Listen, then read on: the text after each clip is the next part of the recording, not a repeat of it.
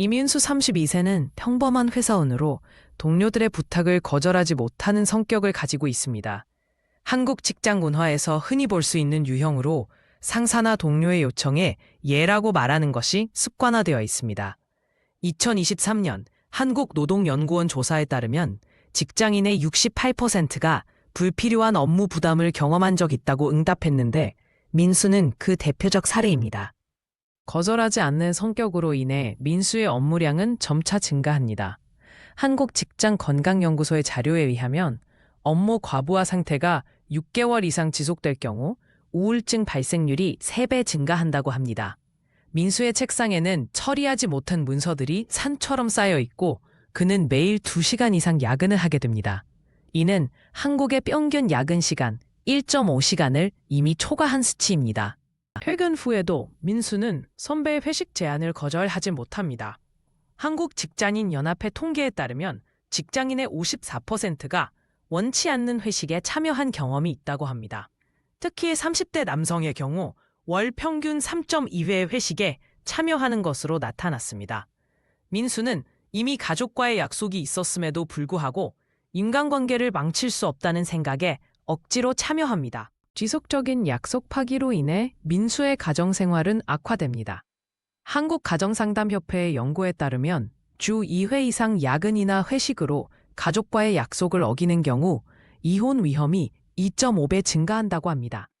민수의 아내는 차갑게 식어버린 저녁 식사를 앞에 두고 TV만 보고 있으며 식탁 위에는 취소된 영화 티켓이 놓여 있습니다. 지속된 스트레스로 민수의 건강이 악화되기 시작합니다.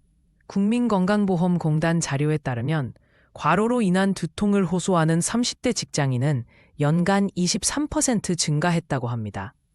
민수는 화장실에서 진통제를 먹으며 거울 속에 자신을 바라봅니다. 그의 얼굴에는 심한 다크서클이 나타나 있고 체중도 지난 3개월간 5kg 감소했습니다.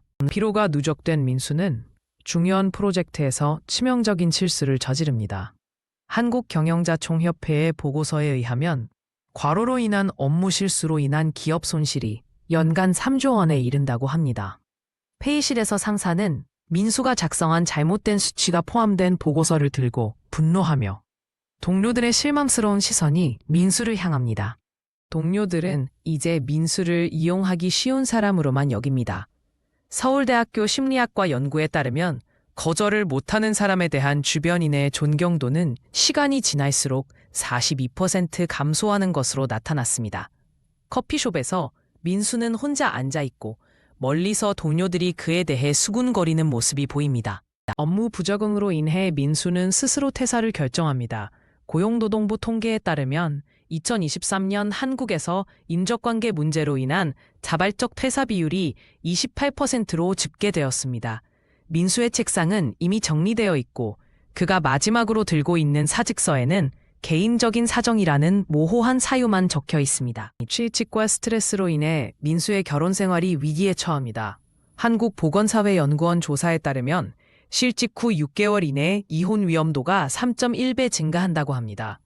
집안에서는 민수와 아내가 심하게 다투고 있고 민수는 소파에 앉아 술을 마시며 텔레비전을 응시하고 있습니다. 민수는 모든 문제의 원인이 자신의 거절불능증에 있음을 깨닫고 변화를 결심합니다.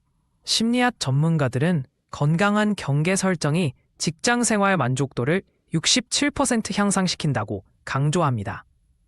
공원 벤치에 앉아 민수는 단호하되 예의 바른 거절에 대한 책을 읽으며 새로운 인생을 설계하기 시작합니다.